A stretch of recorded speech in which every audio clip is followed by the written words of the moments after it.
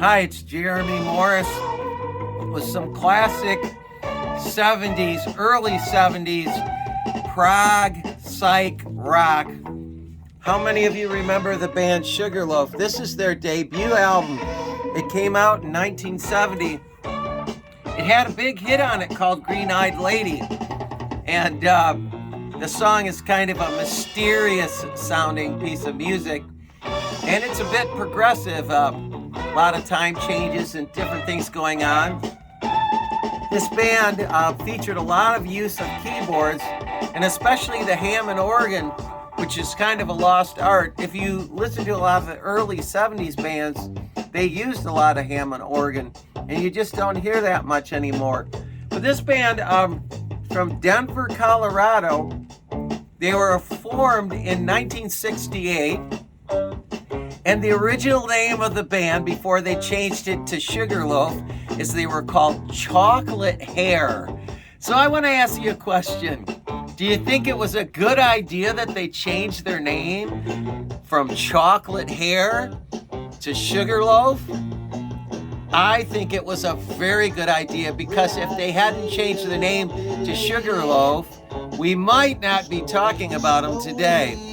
Chocolate Hair, that's just a lousy name. So what else can we say about the band? Well, this is the first album, self-titled. This is the second album that came out the next year in 71. It's called Spaceship Earth. And this is a very good album too, but they didn't get any big hits on it. Later, they emerged again in 75 with this album called Don't Call Us, We'll Call You. And of course, the person's been waiting a long time to answer the phone because they turned into a skeleton. But what I want to say about that is Don't Call Us, We'll Call You was a minor hit. So a very interesting band, but I'd like to even go back further.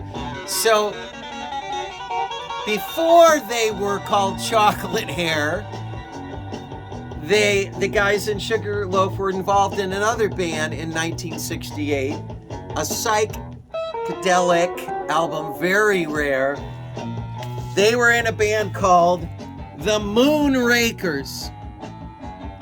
This is a 1968 psychedelic gospel album, and it's actually quite awesome. See if you can hunt that one down. So anyway, back to this album, which you're listening to right now.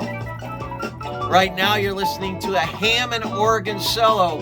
And again, like I said, in the early 70s, the Hammond organ was very popular in rock bands and used a lot, but you don't hear it much anymore. And I remember some of my friends who had bands hauling their Hammond organs up flights of stairs, back-breaking work.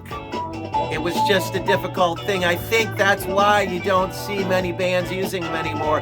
They're just too big and heavy to carry around.